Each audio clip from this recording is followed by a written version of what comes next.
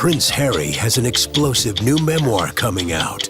What's inside? His revealing interview with Anderson Cooper, only on the award-winning 60 Minutes. Prince Harry did not one but two sit-down interviews yesterday ahead of the release of his memoir called Spare, which is expected to drop Tuesday. That's tomorrow. One of America's most respected journalists sits down with a prince who refuses to play by the rules. When calm questions meet defensive answers and polite conversation turns into something no one expected. Prince Harry walked into 60 Minutes ready to tell his story. But what viewers got instead was a slow burn explosion that ended with the prince storming off, set in front of millions. This wasn't just another celebrity interview gone wrong. This was a collision between a journalist known for his steady composure and a royal whose arrogance finally hit its breaking point. Stay with us as we break down exactly how a simple conversation turned into one of the most shocking walkouts in television history. The interview starts smooth but feels off. The studio looked like every other 60 Minutes setup. Simple, professional, two chairs facing each other with a small table between them. No flashy lights, no big audience, just the kind of quiet space where serious conversations happen. Anderson Cooper walked in with his usual calm energy, extending his hand to Prince Harry with a respectful smile. Tonight, some inside perspective on Prince Harry's 60 Minutes interview with Anderson Cooper. WBZ's royal expert, Shannon Felton-Spence, is with us to help break down what Harry said and the potential fallout. "Harry, thank you for being here," he said, his voice carrying that familiar mix of warmth and authority. Harry gave a short nod, settling into his chair with a posture that looked relaxed but felt stiff. "Well, the world expects me to explain myself, so here I am," he replied. There was something in his tone, a sharpness hiding beneath the surface. Anderson chuckled lightly, steering things back to a comfortable place. That's the beauty of conversations like this. People get to hear directly from you. The first few minutes rolled along without drama. Anderson asked about Harry's life in America, his projects, how he was adjusting to life outside the royal system, and what raising a family away from the crown felt like. Standard questions, safe territory. But even in those early moments, Harry's answers carried a certain edge that didn't quite fit the casual vibe Anderson was trying to create. "America has been tolerable," Harry said, his voice tinged with something that sounded a lot like arrogance. "At least here, I don't have to bow to outdated rituals or pretend my family understands me. It's freeing to finally live somewhere that treats me as special, not just a spare part." Anderson shifted in his seat, unfazed. He'd sat across from presidents, war generals, and celebrities under fire. Ego wasn't new to him. He leaned forward slightly. But isn't there comfort in tradition? A sense of stability, maybe? Harry smirked. Comfort for who? For the ones sitting on golden thrones? Tradition is just a cage with nicer wallpaper. My family clings to it because it hides the cracks. The room's energy shifted just a little. Anderson caught the flash of defiance in Harry's eyes, but kept his tone steady. That's an interesting way to put it. And yet millions still admire the monarchy, seeing it as a symbol of unity and strength. What do you say to them? Harry's reply came fast and dismissive. "I say they're in love with a fairy tale. They don't see the machinery behind it. The manipulation, the silencing, the control. They celebrate the crown, but don't care who bleeds for it." Anderson paused, his journalist instincts sharp. He recognized the early signs of tension building, but part of his job was to let the truth unravel, even when it got uncomfortable. He shifted gently to a different angle. "Let's talk about family," Anderson said softly. "You've spoken about Meghan and your children with deep emotion before. How is life as a husband and father away from the institution?" Harry's jaw tightened, though he smiled faintly. "Life as a husband and father is exactly as it should be. Mine. And frankly, the press has no right to pick it apart, nor does the monarchy. I protect what's mine. That's more than they ever did for me." Anderson nodded, but didn't let the arrogance slide. "But when you speak publicly, Whether in interviews, documentaries, or your book, you open the door for questions. Do you feel there's a contradiction between demanding privacy while sharing intimate details on your own terms? Harry's eyes flickered with irritation. That's a tired argument. Privacy doesn't mean silence. It means control. I decide what the world deserves to know, not the other way around. If people can't grasp that, they're not worth addressing. The shift was clear now. What started as an engaging interview was tilting toward confrontation. Anderson remained composed, even offering a half smile. That's certainly one way of putting it. Some might say that sounds selective. Harry leaned back, crossing his arms. Selective? No, it's called freedom. Something you as an American should understand better than most. The words hung in the air like a challenge. The warmth from the opening had vanished, replaced by tension so thick it felt like the room itself was holding its breath. Anderson gave a slow nod, jotting down a note on his pad, though his expression stayed neutral. Inside, he knew this was no ordinary interview. This was a powder keg. And Harry was holding the match. Questions get sharper, and Harry gets defensive. The stillness in the studio felt heavy now. Cameras rolled quietly, crew members barely moved, and in the center sat two men locked in a battle neither had planned, but both were now committed to. Anderson leaned forward slightly, his tone still measured, but his questions sharpening just enough to cut through Harry's polished armor. "You've spoken about your struggles with the institution," Anderson began, "but I want to ask about something deeper. Your mother, Princess Diana, became a global symbol, not only because of her role, but because of how she connected with people. Do you feel you carry her legacy?" For a moment, Harry's lips pressed into a thin line. The question touched a nerve, and his response came fast and clipped. "Legacy is a word the media loves. You put my mother on a pedestal, tore her down, and then expect me to carry that weight as though it's a crown I should be grateful for. I'm not my mother's replacement, and I won't let anyone use her name to measure me." You didn't believe she was dead? For a long time. I just refused to accept that she was gone. Part of, she would never do this to us, but also part of... Anderson nodded slowly. "Fair point. But many see you as continuing her spirit of independence, of challenging tradition. Isn't that something you embrace?" Harry scoffed, leaning back with folded arms. "You all want to turn me into a symbol because it makes better headlines. I'm not here to be a candle in the wind for anyone's nostalgia. My mother's memory belongs to me, to my family, not to the public and not to journalists trying to spin a story." The words were sharp, almost accusatory. Anderson absorbed them without flinching. "All right," Anderson said softly. "Then let's pivot. Meghan. The two of you have spoken at length about the difficulties you've faced. Some critics argue that your marriage pulled you further from your family. How do you respond to that?" Harry's eyes flashed with irritation. "Critics? You mean the same people who've never met her? Who write columns from behind desks pretending they understand what marriage means? Meghan saved me from a suffocating institution. She didn't pull me away. She freed me. Anyone who can't see that is blind." Anderson kept his voice even. "But when you describe her as saving you, doesn't that imply that without her, you'd still be trapped? Doesn't that give her almost singular power over your decisions?" Harry smirked, shaking his head. "Singular power? Number. It's called partnership. Something most journalists like you can't comprehend because you're too busy picking apart other people's relationships instead of living your own." The sting was direct, but Anderson maintained his professional mask, refusing to bite back. Instead, he scribbled another note and pivoted again. "You've also been open about raising your children in America. How is fatherhood different here than it might have been back in the UK?" Harry exhaled sharply, as though the question itself bored him.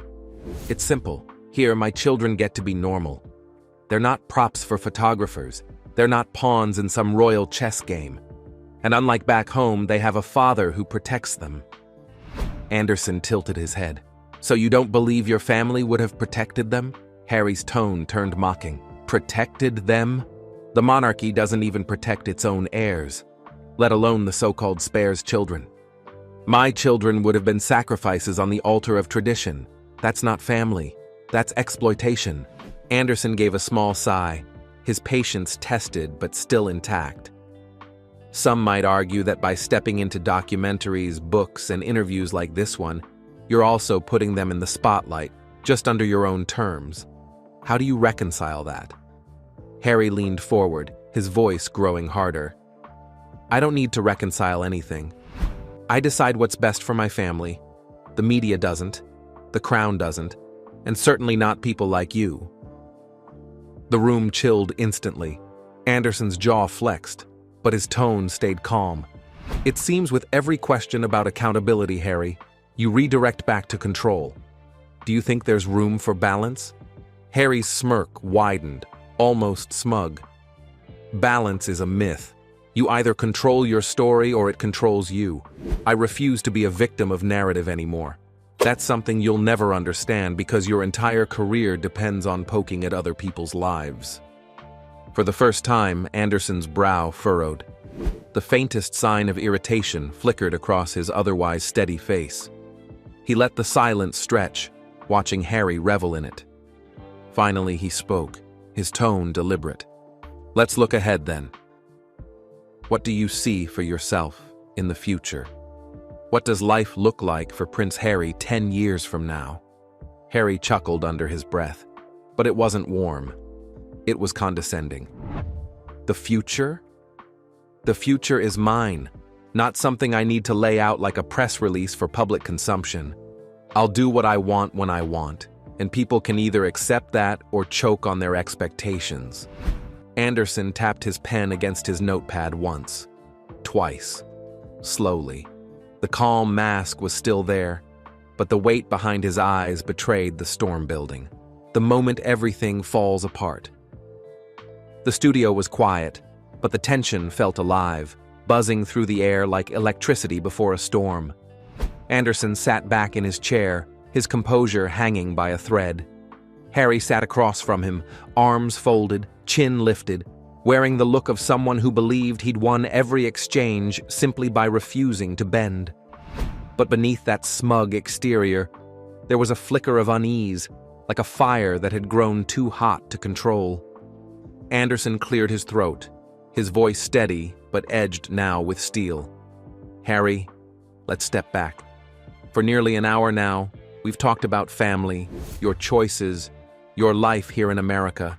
You've said a lot about control, about refusing to be defined by others, but I have to ask you plainly, don't you think your behavior, this defensiveness, this hostility, is defining you more than anything your family or the press ever could? Harry smirked, tilting his head. Defensiveness? Hostility? I call it honesty. Something your industry is allergic to. The problem isn't me. It's people like you who want me boxed into a fairy tale. Newsflash. I don't fit in the box, and I never will. Anderson's pen tapped once against his notepad. He leaned forward slightly, his voice now fully edged. This isn't about fairy tales, Harry. This is about accountability. Every time I ask about your family, you lash out.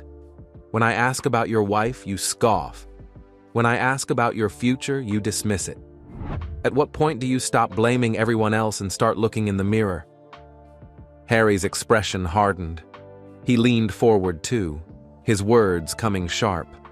You sit there in judgment as if you know what it's like to be hounded every second of your life. You don't. None of you do. And yet you expect me to bow my head and answer politely. Number. That's over. I'm done playing by anyone's rules but my own. The air grew heavier. Every eye in the room fixed on the two men. Anderson's patience, stretched thinner than ever, finally snapped. He set his pen down deliberately and locked eyes with Harry. Let me tell you something, Anderson said, his voice low but cutting. I've interviewed presidents under fire, war veterans broken and rebuilt, survivors of unimaginable loss. Do you know what they all had in common? Humility, gratitude, a sense of responsibility. What I see here isn't courage, it's arrogance. You call it honesty. I call it entitlement. Harry blinked, momentarily caught off guard. Entitlement? From you? He scoffed, trying to recover. You don't get to define me. You don't get to lecture me about humility. I've lived a life you couldn't survive a day in. Anderson shook his head slowly. No, Harry. You've been given a life most people couldn't imagine. And instead of owning that, instead of using it with grace, you sit here sneering at every question, treating every opportunity as an insult. That's not survival. That's self-destruction. The words hit harder than any question before. Harry's jaw clenched, his face flushing with anger. You think you can shame me? You think I owe you anything? I don't owe anyone explanations, least of all you. Anderson didn't flinch. Then why are you here? Why sit in this chair under these cameras if not to explain yourself? You rail against the media, yet you run to the spotlight. You talk about freedom, yet you're shackled to your bitterness. You want to be heard, Harry, but you don't want to listen. And that, more than anything, is why you're here alone, without the institution, without the family, without the respect you think you deserve. Harry's fists tightened against the arms of his chair. His voice rose, sharp and defensive. You think you know me? You don't. You're just another voice in the chorus, another vulture pretending to care. My family didn't deserve me. The monarchy didn't deserve me. And maybe the world doesn't either. But I'll still live my truth whether you like it or not. Anderson leaned back, his expression finally hardening. The calm facade was gone, replaced by something colder. You want the truth? Here it is. You're not living your truth. You're hiding behind it. You're not the brave rebel you think you are. You're a man who had everything and decided to burn it down, not with purpose, but with pride. And if Diana were here, I think she'd weep at what you've become. The walkout that shocked America. The words were like a strike across the room. Harry froze. The arrogance faltered for a split second, replaced by raw anger. He pushed back his chair, the scrape loud against the studio floor. That's it, he spat. I won't sit here and be insulted. This interview is over. Gasps rippled from the crew. A producer raised a hand as if to calm the situation, but Harry was already standing, storming toward the exit with his microphone still clipped. The wire snapped loose as he tore it away. Anderson watched him go, his voice steady as he turned back to the camera. Sometimes the hardest truth to hear is the one that cuts closest to the bone. Tonight, you've seen a man unwilling to face his reflection. That's his choice. But our job is to ask and to listen, even when the answers come wrapped in arrogance. He exhaled, his gaze softening as he addressed the audience directly. I want to apologize to you, our viewers. We hoped for honesty and reflection. What we got was something else entirely. But perhaps in its own way, it revealed more than any answer could. The cameras lingered on Anderson's calm face for a moment before cutting to black. And in living rooms across America, audiences sat stunned. The prince who had come to tell his story had walked away instead, leaving behind not clarity, but controversy. What started as a simple interview became a masterclass in how arrogance can destroy an opportunity. Harry came in expecting to control the narrative, to shape his own story on his own terms. But when faced with real questions, real pushback, and real accountability, he couldn't handle it. Anderson Cooper, one of the most experienced journalists in America, gave him every chance to reflect, to show humility, to connect with the audience watching. Instead, Harry turned defensive, dismissive, and ultimately walked away. The walkout wasn't just dramatic, it was revealing. It showed a man still trapped in his own anger, unable to move forward because he's too busy looking back. Harry talks about freedom, but his actions show someone still chained to resentment. He demands respect, but offers none. He wants to be heard, but refuses to listen. And in the end, that's what made this interview so unforgettable. Not because of what was said, but because of what was exposed. So, was this the most dramatic interview of Harry's career? Or just another example of him clashing with anyone who dares to question him? What do you think? Did Anderson go too far? Or did Harry bring this on himself? Drop your thoughts in the comments below. If this interview shocked you as much as it shocked America, smash that like button. And don't forget to subscribe and turn on notifications so you never miss moments like this. Because trust me, the royal drama is far from over.